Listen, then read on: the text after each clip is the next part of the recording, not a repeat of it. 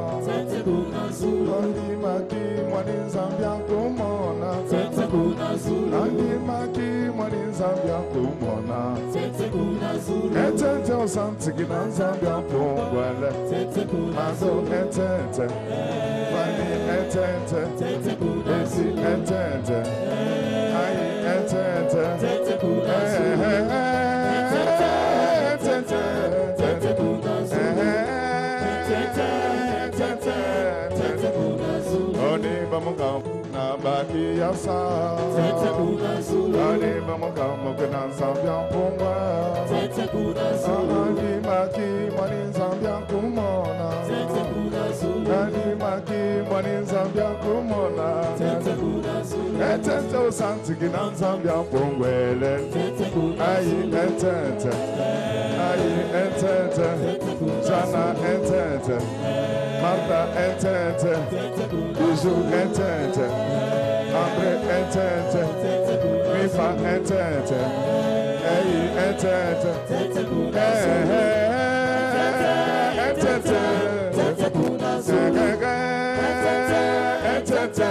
Tete kuna zulu imuka mukina baki yasa. Tete kuna zulu enda musansini lanzambia mpungwa. Tete kuna zulu andi maki mwani nzambia kumona. Tete kuna zulu endi maki mwani nzambia kumona. Tete kuna zulu entente usantiki na nzambia mpungwele. Tete kuna zulu entente bijou entente. Tete kuna zulu entente baso entente. Telema. Ya Jésus, telema. Ya vie. Ya telema. Pour Jésus, telema. Ah, ya Jésus, telema. Ah, ya Jésus, telema.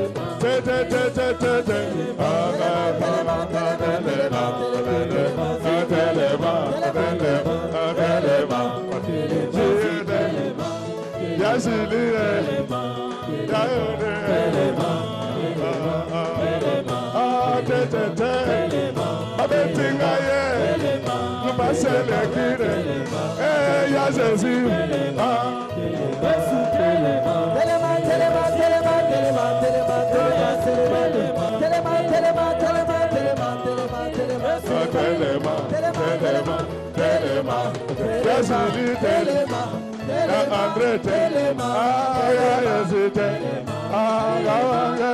Zambe babetinga yi, baseleki, zale kotinanga, ya Jésus, nala malade kotin, ya Jésus, telema,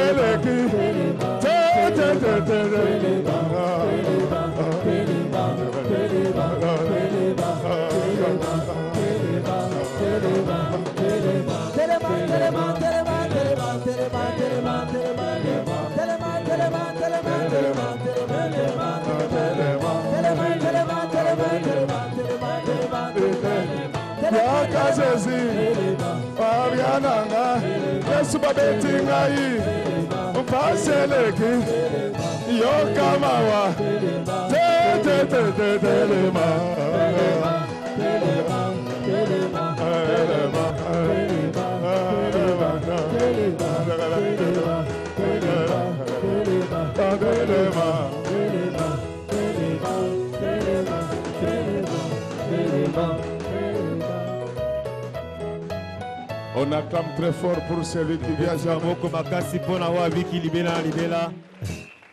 Amen, amen. Amen. Aujourd'hui, nous allons parler de l'incurie, la négligence. Je ne parle pas de l'incurie, mais je parle de l'incurie. Nous pouvons acclamer très fort pour les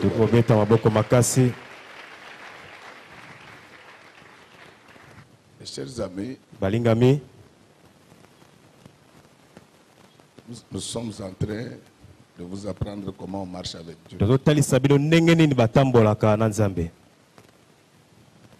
Lorsque tu es au Congo, tu as un comportement adopté en face de notre constitution. Mais lorsque tu es en Amérique, tu es soumis à une autre constitution. Mais l'Éternel, notre Dieu, kasi Yahweh Nzambe la libele tout en étant un Dieu universel, waza Nzambe ya bato nyonso il se choisit toujours des témoins particuliers. amiponelaka ba oyo ya ye moko. C'est-à-dire qu'un enfant de Dieu, il a sa façon de marcher. Mwana Nzambe aza na lolenge na ye oyo atambusamaka. C'est vrai que tu ne mettras pas tout le monde d'accord, Okoyeba nde kondimisa bato nyonso te, mais au moins Dieu, kasi les anges Nzambe et les hommes de bonne na ba volonté, angel na bato ya mitema malamu les savent que toi tu es l'enfant. bayebi ete yoza mwana Nzambe ya solo. Bien-aimé dans le Seigneur, Balingami kati na nkolo, l'incurie, botaou c'est un vice. yango ezali penza mabe. Je vais entrer dans la Bible. Je Na vais entrer kokota dans na la source. Biblia na kati na ndenge bato babikaka. Si vous voyez un homme qui fait toujours mal, c'est qu'on lui demande de le faire. Soko moni moto asala kaka mabe, Moi, je vous conseille de ne plus rien lui confier comme tâche. ngana esengi na bino te bopesa lisusu eloko ya kosala te. Parce que plus vous les cherchez, Wana ntango bozoluka luke mingi, vous l'entêtez. bozopesa motu makasi. Et si c'est dans la famille, Soki eza na kati ya libota, donc vous allez rendre toute la famille négligente. libota mobimeka okoma nde ya bataou. Si c'est dans une entreprise, Soki ezali na lisanga songolo vous ya rendez tout mosala, le monde négligent. bato nyonso bakokoma mpe na kati ya botaou wana. Et même dans l'église, c'est la même chose. Ata lolenge moko na eklesia. Et je voulais vous dire que si les pays comme le nôtre ici Nalingi koyebisa bino te soki mboka lokola biso oyo ne vont pas de l'avant, ezokenda liboso te, c'est à cause de la négligence. eza mpo na ntina botaou. On ne prend rien au sérieux. Bato bazozwa makambo nyonso na pete kaka. Aller dans nos écoles, Kende na baetelo à part les catholiques, kolongola bato ya katolike, ce sont les aventures. eza bobele makambo ya pamba-pamba. Aller dans les entreprises, Kende bisika bato basalaka, ils vont vous tromper qu'ils vous organisent les concours. bazokosa te bazobongisa Mais mamekano, en réalité, kasi na bosolo leurs candidats sont déjà connus. bato bango bazali kopona C'est bayebani. pour cela que le Nde na pays se yango meurt. makambo nyonso ezokufa na mboka. Donc moi je suis prédicateur. Nga Bonne naza nouvelle, je dois le dire. au nom motei du ya Seigneur sango malamu Jésus. nasengeli koloba yango na kombo na Yesu. Et ce qui me fait mal, il y Oyo a sala nga même lisusu pasi, d'autres ministres, quand vous les rencontrez, baministre mosusu okutana na bango, dites c'est ça l'excellence. babi wana nde makambo ya likolo. C'est toi son excellence. Tu danses comme ça à Matongue. Ozobina boye penza na matonge. Pasi. Bien aimé, Balingami, l'incurie tue les vies humaines, botaou ezobomisa bomoi. l'incurie tue les sociétés. Ezobomisa misala. C'est vrai que les accidents Ya solo te makama, se font à tout moment et ezoya, partout. tango nyonso pe bipai nyonso. Mais si vous comptez le nombre de barges Kasoki otali, qui ont fait tuer les gens sur le fleuve, babwato ebomisa batu na mai na biso ya fleuve. en termes de fréquence, Na lolenge pende zolandana, vous aurez pitié. okoyoka mawa. C'est parce que chez nous, nous aimons arrondir. Eza po ete makambo nyonso eza kaka lolenge wana. À l'église même, on fait des compromis avec Dieu. Na eklezia basalaka makambo mabe te. Dieu, il dit Nzambe alobi et on obéit. mpe bazosalela. On ne discute pas avec Dieu. Aujourd'hui, nous avons des chrétiens Les gens qui dans veulent Christo, discuter avec Dieu. Bazokosoa C'est na pourquoi Nzambe. vraiment dans cette église, Nde nous na ne mona tolérons pas eklezia ça. oyo tokozali kopesa nzela na yango te. Amen, amen. Amen. Mes chers amis, Balingami. venez de nous lire les Écritures. Batangeli biso makomi ya Nzambe. Vous allez continuer la lecture à la maison Bokokoma litangi au 50e na ndako verset. kino na verset 50. Mais on est en train de nous parler des parents de Jésus. Kasi bazotalisa biso baboti ya Yesu. Ils avaient l'habitude de monter à Jérusalem chaque année pour Bazaki na célébrer momesa na Dieu. kokenda Yerusalem mpona kosanzola Yawe. C'était à l'occasion de la fête des Pâques. Ezaki mpona ntina lipati ya Pasca. Bien-aimés, Balingami, je voulais apporter une précision. nalingi kotia sete moko. Il ne faut jamais confondre la Pâque avec la fête sans levain. Kokokanisa te Pasca na lipati Ce ezanga. sont des choses différentes. Eza makambo ekeseni. La Pâque Pasca avait lieu en une journée, esalamaki kaka mokolo moko. sauf qu'elle était suivie par les 7 jours. Elalisamaki na De mikolo pain sans sambo levain. oyo oyo lipe ezangaki fulufulu. C'est ainsi qu'on appelle abusivement Nde bazali kobenga que les 8 jours là c'était la fête de Pâques. Non. ete mikolo elandaki La yango ezalaki Pâques fete ya c'était Pasika. en un seul jour. Yango esalami kaka mokolo se moko. Alors les parents de Jésus Baboti ya avaient Yesu l'habitude d'amener leur fils. ezalaki na momesano komema mwana bango Yesu. Ça quand même n'a pas ça amène mon quoi soutien, amène la motivation. Amen. Alors Wana pour rentrer chez eux pona kozonga epa na bango à Nazareth, il rentrait en écurie. na Nazareth bazali kozonga na liboke.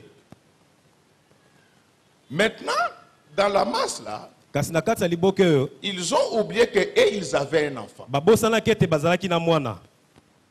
Ils sont entrés dans des causeries. Bakoti na kati ya masolo.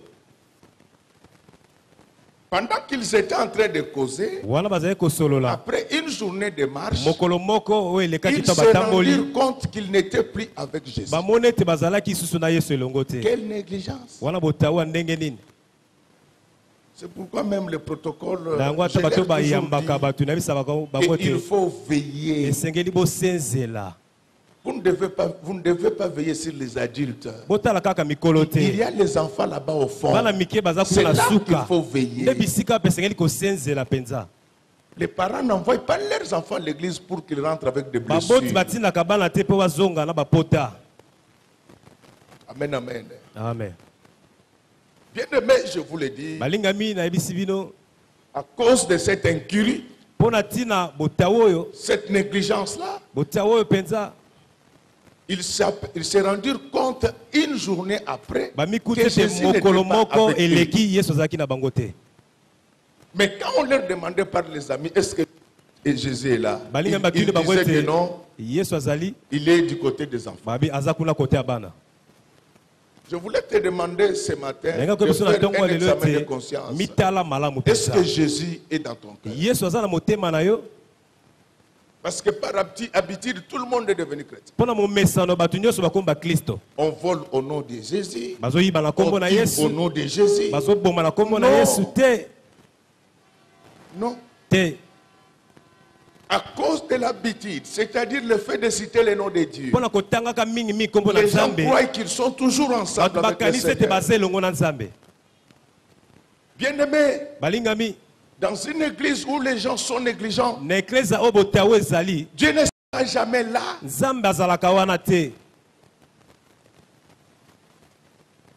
Je veux d'abord Nalingi que vous compreniez bien. bososola nano malamu Viens nous lire 2 Chroniques 29, ya verset kotangela 11. biso de Chroniques 29. La négligence, parce que dans ton cœur, tu dis, mais nous, Botawo po ete na on motema pensait qu'il allait nozoloba chasser ete les démons. tokanzaka kobenga na Il bademo nous na parle de la négligence. azoyeba likolo ya botawu. La négligence peut t'amener à la mort. Botawu ekomona kufa. Et le vrai démon que je dois chasser, c'est l'incrédulité qui est en toi. Demo no esengeli nabengana Je ezali n'ai ne rien motema à voir avec ekenze. ta tante. Nasengeli na Je tata n'ai mwasi na rien à yo voir te. avec ton oncle. Nasengeli na noko na yo te. J'ai besoin de ton cœur. Naza na posa na motema na Quand yo. Jésus entrera dans ton cœur, Ntango Yesu akokota na motema na toute yo, vague qui s'élèvera contre ta barque nyonso te kotelemela sera maîtrisée au nom du Seigneur bwatu Jésus. na yo koyeba nini kokangama. C'est ainsi qu'ils remplissent les églises tous les dimanches. bazotondisa Mais eklesa en nyonso réalité, nzoka na ce sont bosolo les fils et les filles de baza bana Satan. basi ya mibali mpe ya satana. Ici, au Congo, on néglige tout. Na Kongo Vous bazotia trouvez un botawu na fonctionnaire nyonso okuti moto asala na Payé leta par l'État. Mais avant de signer le dossier, leta azofute me po il asinye demande l'argent. po atia mokolo to azosenga misolo. Il dit que bakosala rien. Ngana osala eloko. Amen. Nazobisa Nzambe asala eloko comme aveugle au nom de Jésus. Amen. C'est ainsi que le pays va mal. Yango mboka Parce ezokenda qu'il n'y a pas du mabe sérieux. po ete bosolo eza te. Moi, je dis toujours aux Congolais que Ndabisa nous bakongole ne te sommes pas encore prêts nanu pour créer des tobongisami compagnies te d'aviation. mpona kosala basosiété ya pepo. Biso tosala nanu batransco na batranskin. C'est pourquoi vous que chez nous c'est difficile Yango que nous komole te- ayons une compagnie aérienne eza pasi qui po est tozala acceptée na sur bapepo le plan ebele oyo international. endimami na mokili mobimba. Vous trouverez toujours celui qui est là pour faire peser les bagages. okuta oyo azali mpo ameka bakilo Il va faire passer akolekisa des kilo points ebele indiqués. alekisi kilo ebele. Et il oublie que c'est ça qui amortit les avions. C'est ça qui provoque les accidents. Bien aimé, balingami, cesse d'être négligent dans ta vie. Apprends à prendre les choses au sérieux. Dans les constructions du Congo, ne dépend pas de la quantité de prières. Dans les constructions du Congo, dépend la qualité des personnes qui doivent travailler. Mais c'est du gouvernement. Ne volez pas. Population, payez les impôts. Et le pays ira de l'avant. Il ne faut pas déranger Dieu inutilement. Un gentil. Il nous a donné les cuivres, l'or, les diamants, les fleuves, la forêt, les lacs, dont les plus poissonnés du monde. Et vous continuez à mourir de faim. Bande de paresseux.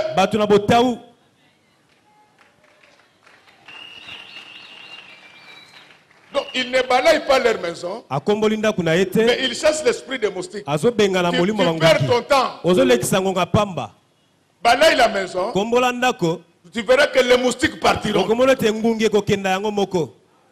Si nous voulons que le pays aille de l'avant, tous ces conservateurs volés, il faut les chasser. Tous les agents des impôts qui volent, mais avec preuve. Il faut les chasser. Je ne dis pas qu'il faut chasser des gens arbitrairement. Il faut avoir des preuves. Les enfants sont intelligents. Mais le système éducatif est en train de tuer le pays. Mandela disait que la meilleure façon de tuer un État, commencer par tuer son école. Et ils sont là en train de dire Jésus a causé la macam. Donc Jésus va venir balayer les routes. Dans la Bible, vous avez déjà vu Jésus en train de balayer. À part le fouet qu'il avait administré aux gens au temple, vous avez vu Jésus en train de balayer. C'est l'incurie.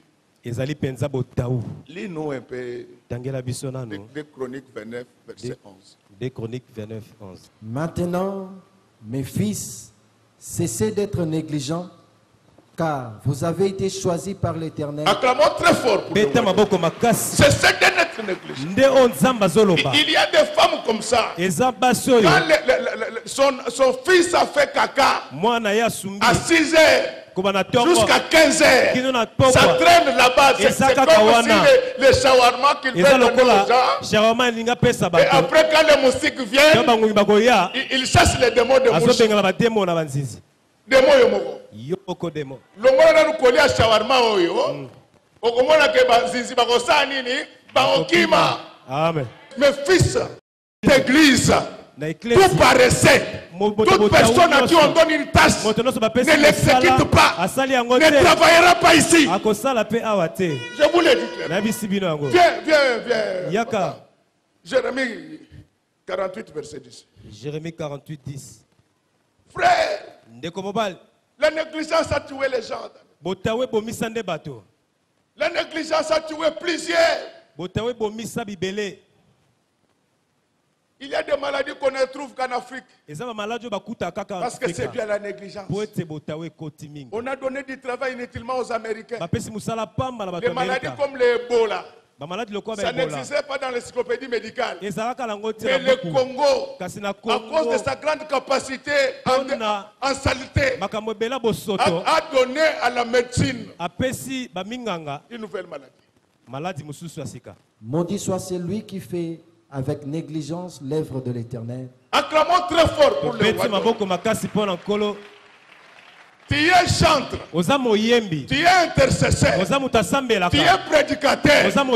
Maudit soit celui qui fait l'œuvre de Dieu. Quoi? Négligence. Frère, quand on est chantre, à moins qu'on soit bloqué par une contrainte professionnelle, on vient toujours avant l'heure du début de la répétition. Parce que ce que vous faites ici, c'est différent de ce que fait les Aïkos. Et ils sont en train de faire les affaires. Mais vous servez Dieu. Donc chaque fois que vous venez à répétition, c'est Dieu que vous sabotez. Vous êtes prédicateur. On ne prépare pas la prédication 10 minutes avant le culte. 10 minutes, il y a un culte. Un prédicateur, c'est comme un professeur. Il a les enseignements en stock. Et quand on amène la prédication, on ne fait pas faire de théâtre. Comme on sait comment ça se termine. Et les gens se mettent debout. C'est bien. Mais avant d'en arriver là, il faut que les gens soient enseignés. C'est ainsi que dans le temple, on changeait le pain chaque semaine. Parce que le pain devait manger le pain chaud.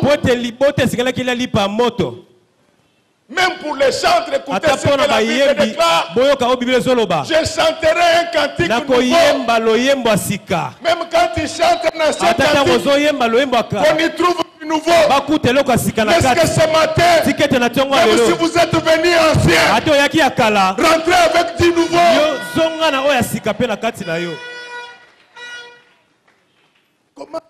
Comment mes chers amis, mon peut venir à l'église en retard? Donc il n'a pas préparé, il n'a pas, s'est pas concentré. Et après il dit,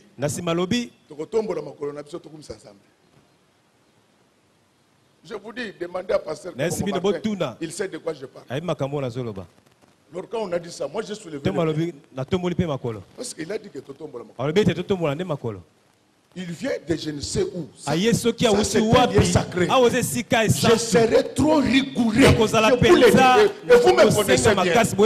Ça c'est notre lieu de rencontre avec Dieu. Ces micros sont achetés avec l'argent obtenu par le sang de Jésus. Tu es dans l'impudicité, tu touches à ça. Masse la mongongo. Bien-aimé, David, quand il chantait, les démons sortaient.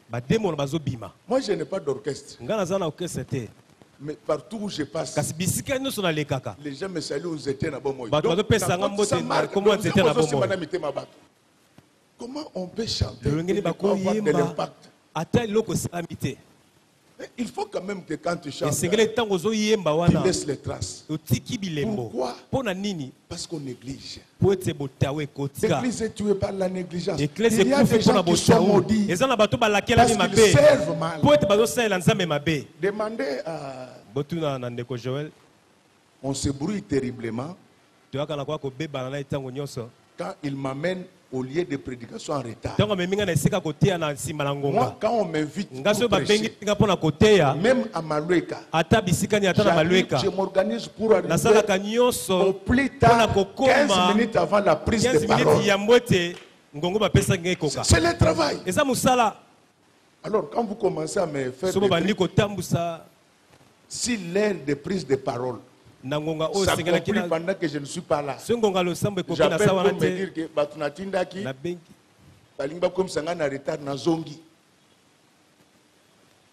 Les Congolais ne comprennent pas ça. C'est ce qui fait que ce pays recule. Même pour accorder des promotions, il n'y a pas de critères objectifs. Tout se fait selon les liens de sang et de sentiments. C'est ça qui tue le Congo. Donc à l'église, même si c'est toi qui balaye, tu sers Dieu. Ne le fais jamais avec négligence. Tu négliges, tu es maudit.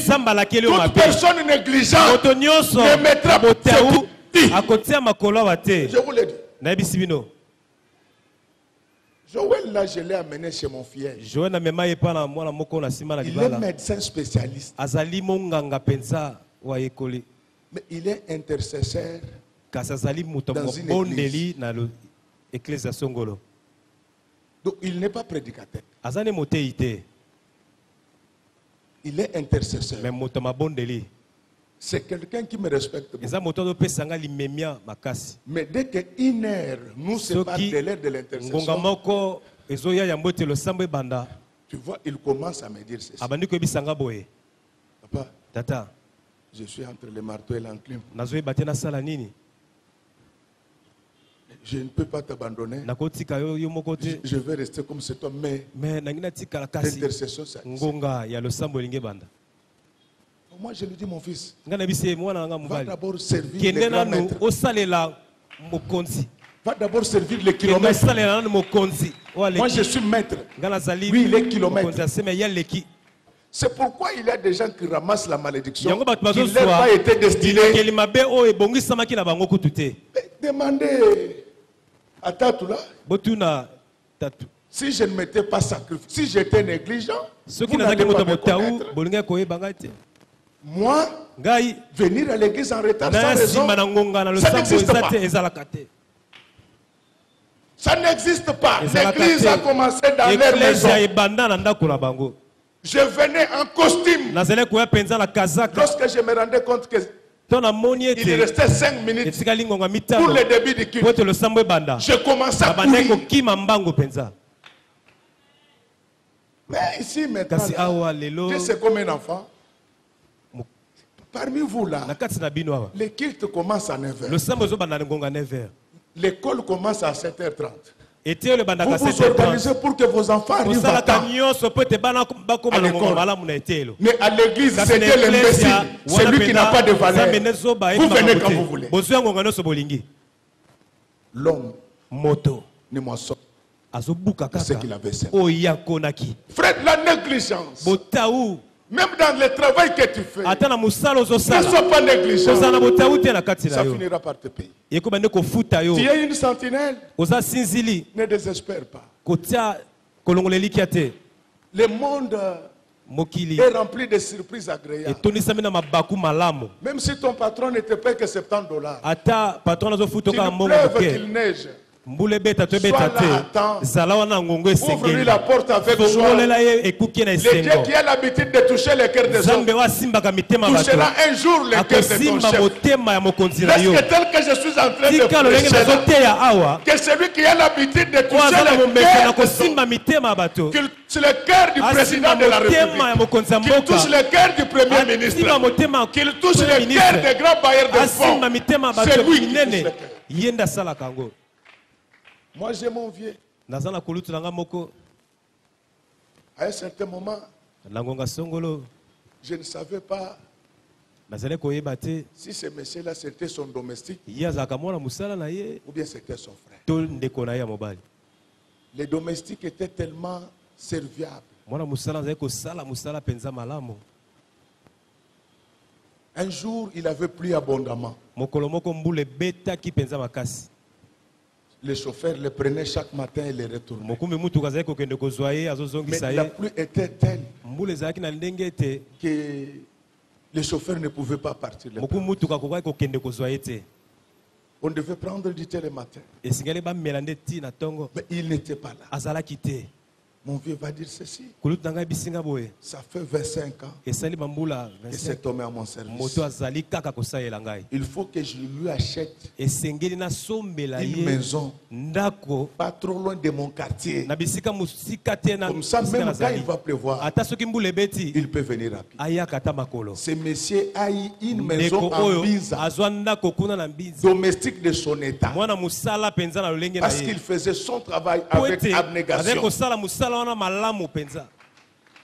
Je ne sais pas comment tu fais ton travail. Nayebi te Je ne ndenge sais nini pas. ozosala musala na nayebi te. Même tes propres affaires. Ata misala oyo Je yo ne sais pas moko. comment tu le Nayebi fais. te ndenge nini ozosala yango. Moi, Ngai dans une affaire où je gagne $10, na musala oyo nazozwa ata $10. je transpire de la même manière que quand je travaille pour Nazotoka gagner 500 ndenge 000 moko $. ntango De nazozwa la pe même misolo manière. ebele lolenge moko.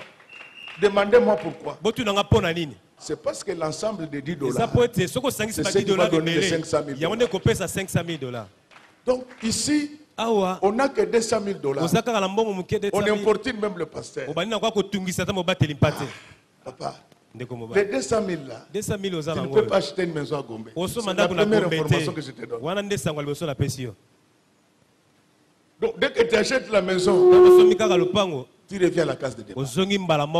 Ne sois pas négligent dans la vie. Mais qu'est-ce qui va se passer avec les parents de Jésus? Ils ont oublié qu'ils avaient la perlouse de Nazareth avec eux. On l'avait pris comme un enfant ordinaire. On l'a laissé. Chaque fois qu'on néglige Jésus, il se retire. Jésus, c'est un Dieu très poli.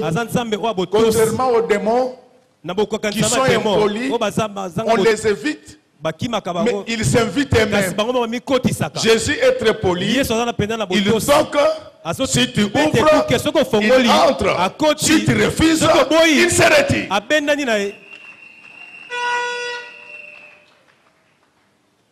Bien-aimés dans le Seigneur. Les parents de Jésus par habitude. Vous savez, le familiarisme engendre le mépris. Quand on s'habitue avec quelqu'un, on rit, on dit qu'il est devenu mon ami. C'est pourquoi dans l'église, on ne voit pas les chefs spirituels à tout moment.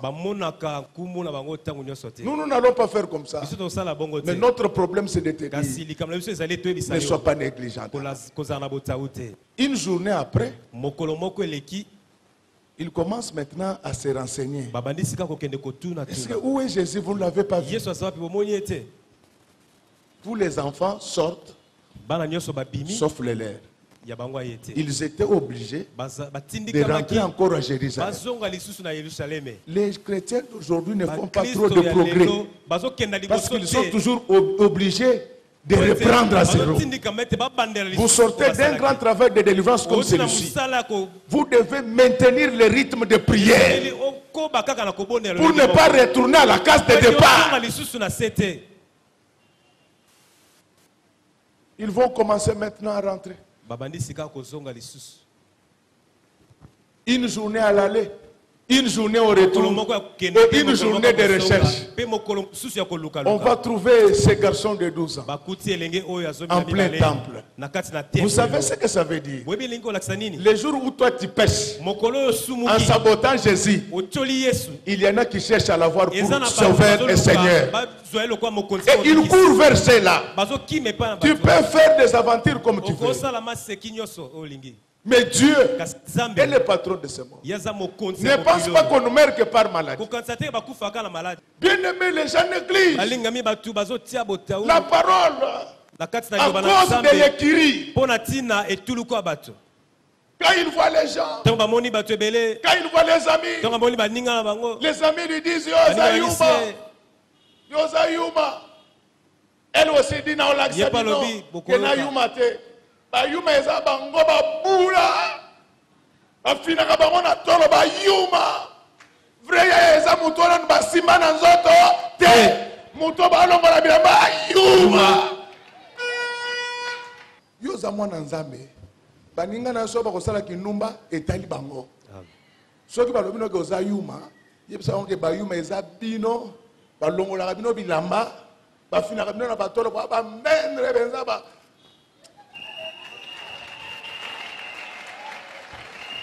Les garçons s'abîment à cause de mauvaises compagnies.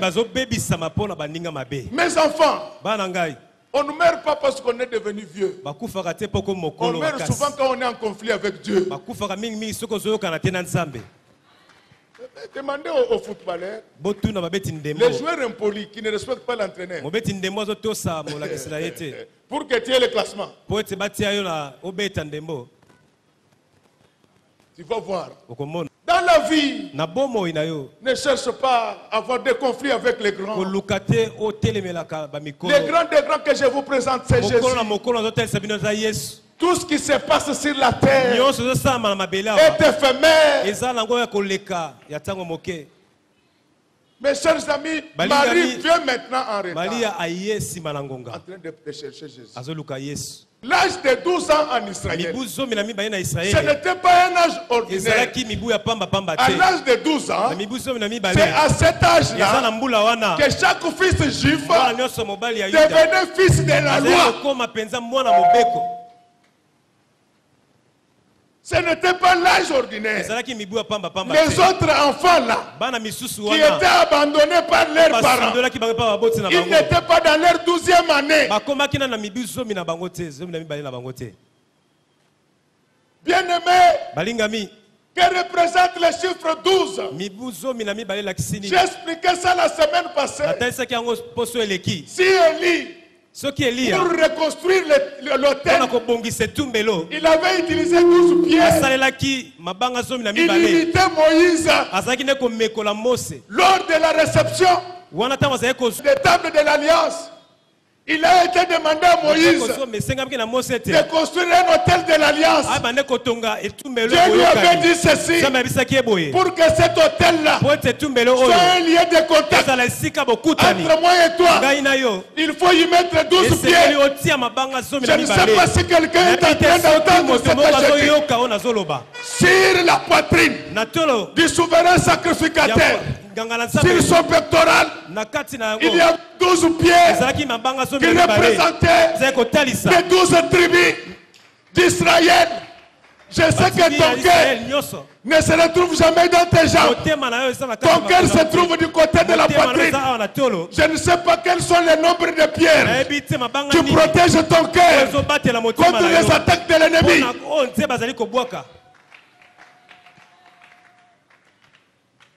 Acclamons très fort pour les deux.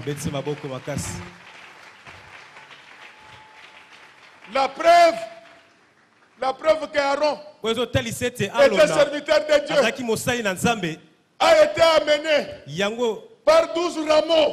Ce sont les 12 rameaux qui ont témoigné qu'Aaron n'était pas n'importe quel souverain sacrificateur.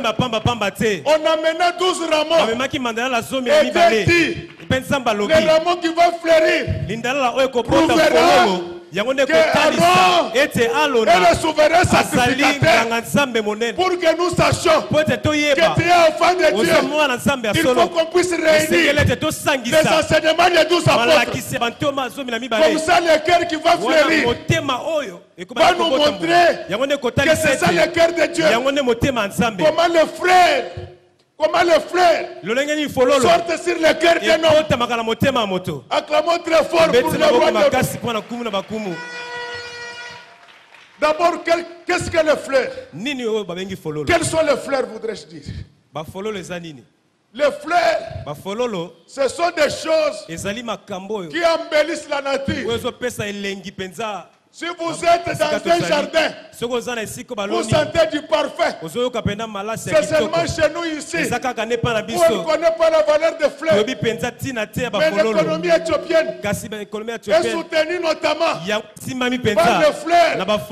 Ce qui est beau à voir dans la vie d'un enfant de Dieu, ce n'est pas sa belle robe, ce n'est pas sa belle cravate, mais ce qu'on doit voir, ce sont des fleurs. Quels sont les fleurs rares? Les bonnes œuvres. Il ne faut pas discuter avec les gens qui disent que toi tu n'as pas dit.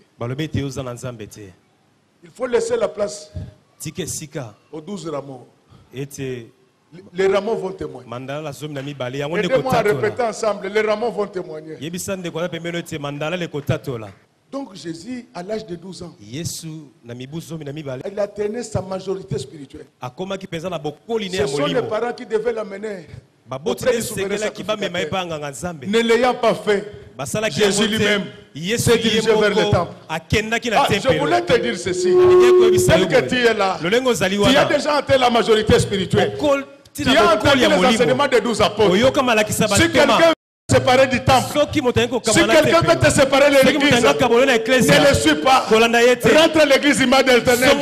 Tu vas rencontrer le souverain sacrificateur, il est là. En fonction.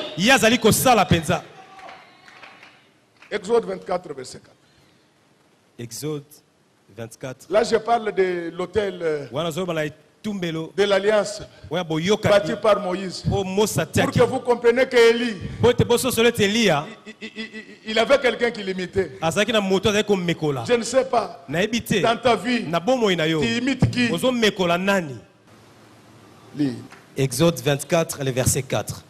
Moïse écrivit toutes les paroles de l'Éternel. Puis il s'éleva de bon matin, il bâtit un autel au pied de la montagne et dressa 12 pierres pour les 12 tribus Acclamons très fort pour lui. d'Israël.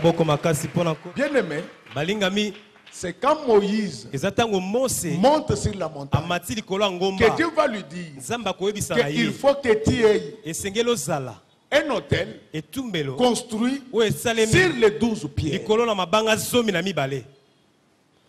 Le seul point de contact avec Dieu, ce ne sont pas des bougies. Ce ne sont pas des mouchoirs comme les miens ici. Le seul point de contact, c'est l'autel bâti sur les 12 pierres. C'est-à-dire un cœur purifié par les enseignements des 12 apôtres. Regardez à la montagne. Le feu s'alima après le rétablissement de l'autel avec 12 pierres. La même histoire va se répéter les jours de la Pentecôte. Des choses comme des langues de feu tombèrent sur la tête des apôtres.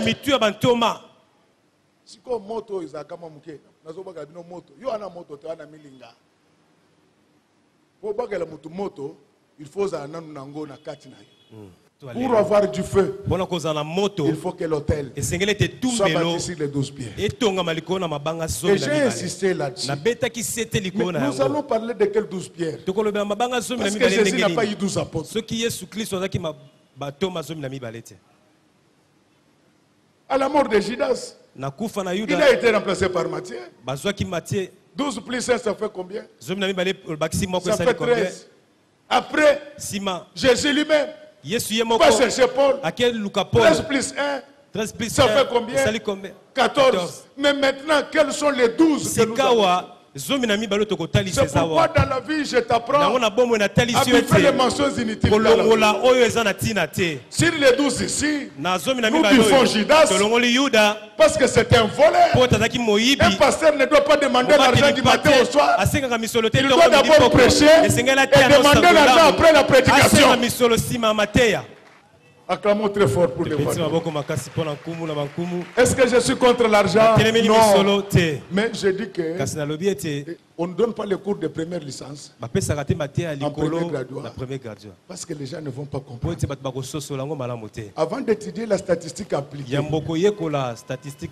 il faut d'abord faire la statistique descriptive. À ce moment-là, il y a une suite logique. Je voulais vous dire des choses. Ne soyez jamais négligents dans la vie. Ça va vous attirer les malheurs. Ces couples a oublié leur fils aîné. Après, ils étaient dans les troubles. La plupart des gens qui sont dans les troubles aujourd'hui, c'est parce qu'ils ont négligé celui qui donne la vie. Je m'adresse à ceux qui ont l'habitude de tuer les autres, de ravir les biens des autres. Au la 150 ans, papa. Mokolo ezali, ola le bembe. Mokolo ana, lelo zana batu bazo kote la yo, pozande koya, poza songolo pakala. Mais na retour à Jésus, quelqu'un qui a 12 ans, on ne le retrouve jamais à la maison.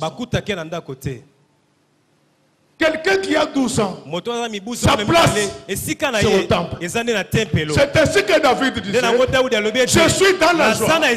Quand on me demande d'aller dans la maison du Seigneur, pourquoi?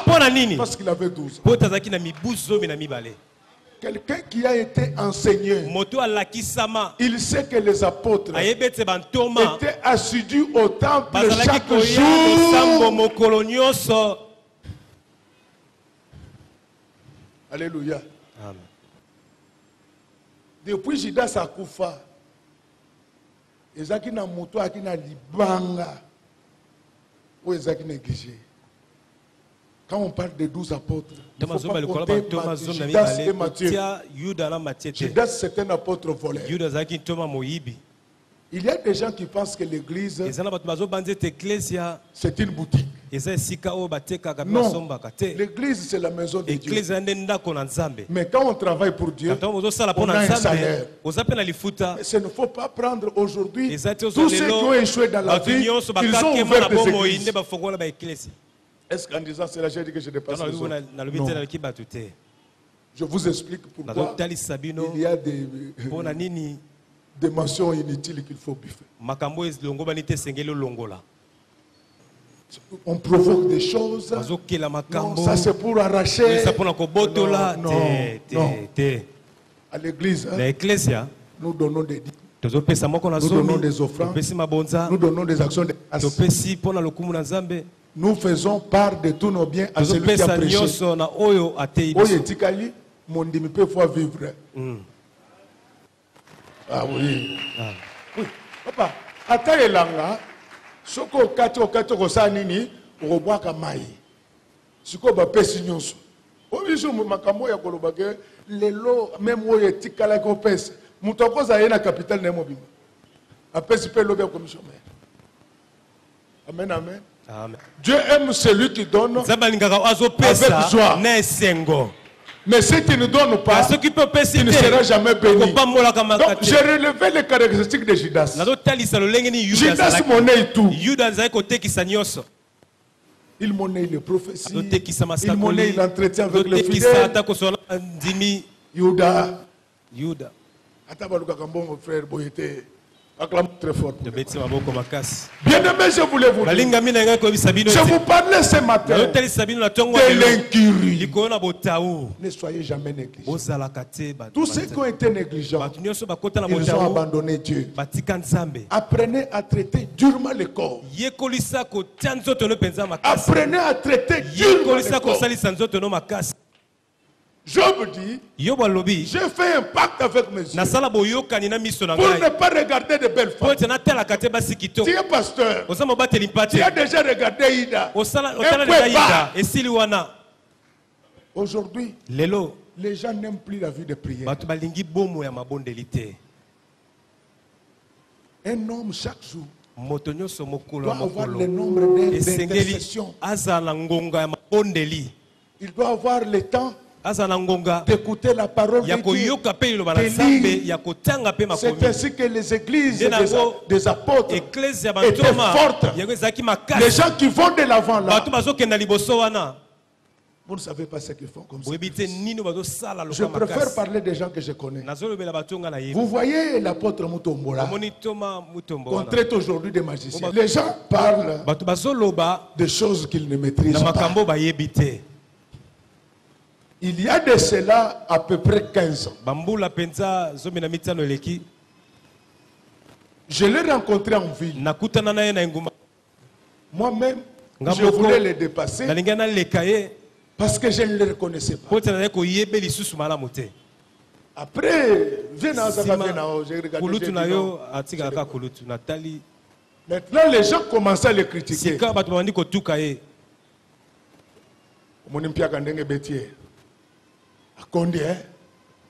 Mais quand je cause avec lui, il me dit, mon jeune frère, ne t'inquiète pas, je ne suis pas malade. Lui peut avoir déjà oublié. On s'était rencontrés au magasin diplomatique.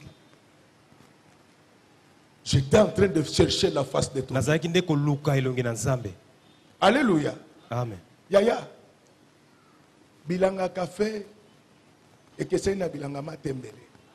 Matembele surtout ya kanko kolo. Ezalika mai pu pu pu pu pu pu. Matembele balonyo kaka lobo bimina zonge pana bino.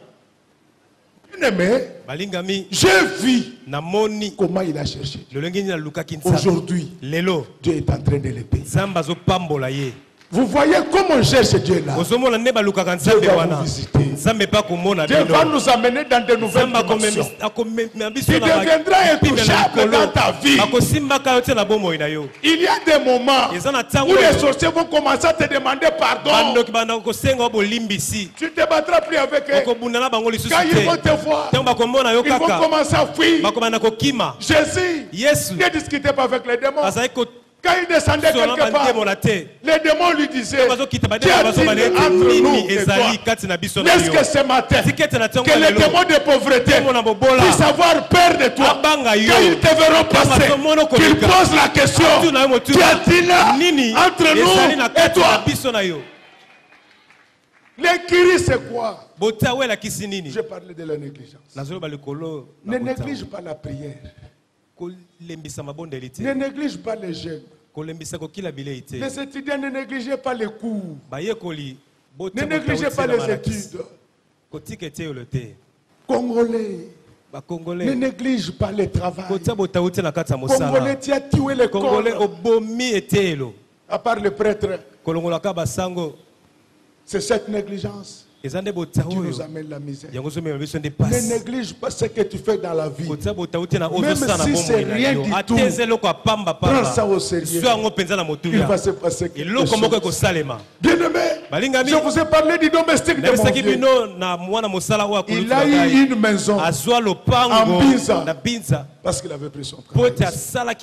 Joseph et Marie, pour n'avoir pas pris Jésus au sérieux, ils avaient la foule, mais ils n'avaient pas Jésus. Est-ce que vous comprenez ce que je dis?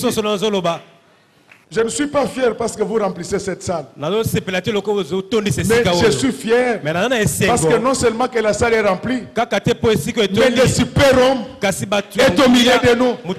C'est ce qui fait ma joie. Partout où tu vas te retrouver, pose-toi la question, est-ce que le Seigneur est encore avec? Dès que tu l'aperçois, sache que tu es l'homme le plus heureux, sache que tu es la femme la plus heureuse. La Bible dit, Christ en moi, l'espérance de la gloire. Quand il est là, on a droit à tout.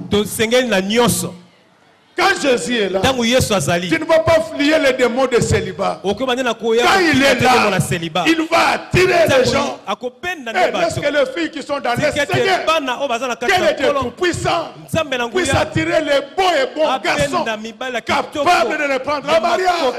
Quand le Fils est là, qu'il puisse attirer autour de toi beaucoup d'opportunités, beaucoup d'ouvertures.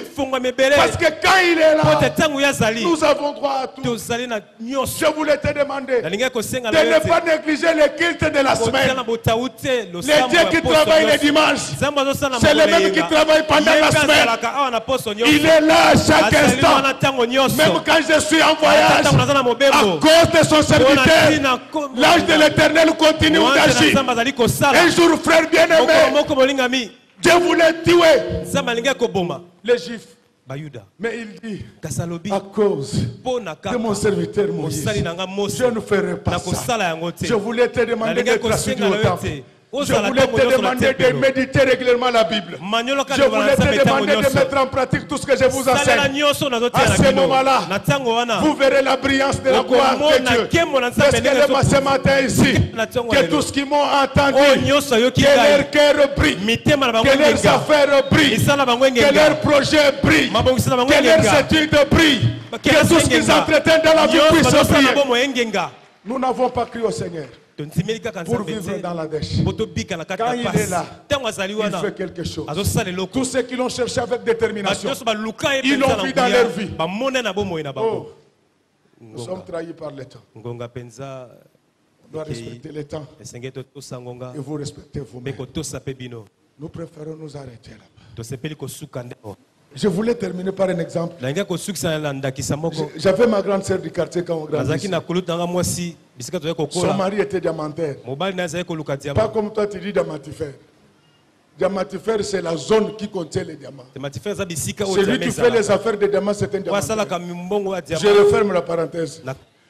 Alors, à cause de la négligence, on lui disait, les femmes mariées portent des pagnes. Quand vous portez un seul pagne, il faut avoir un bon jupon et bien serrer le pagne.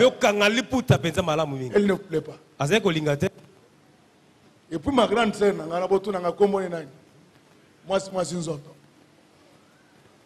alors un jour, son mari était les vendeurs de diamants. Il venait servir son mari avec ses amis. Foufou à droite, comme Jésus. Condiment à gauche. Pendant qu'elle s'avançait, histoire vraie. Ceux qui sont pas là. Il avait mis seulement les doigts comme ça.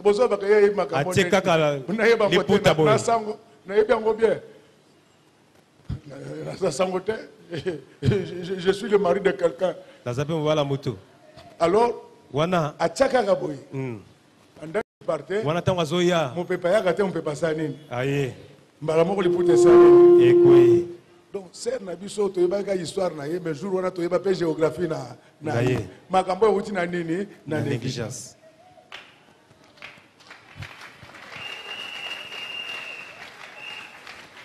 Nous nous mettons debout. J'ai fini ce que j'étais venu faire. Que Dieu bénisse les mamans de notre maman. Que Dieu bénisse les papas. Que Dieu bénisse ses serviteurs. Chantre, technicien, protocole. Que Dieu bénisse les enfants qui sont là-bas au fond. Et que Dieu bénisse les papas.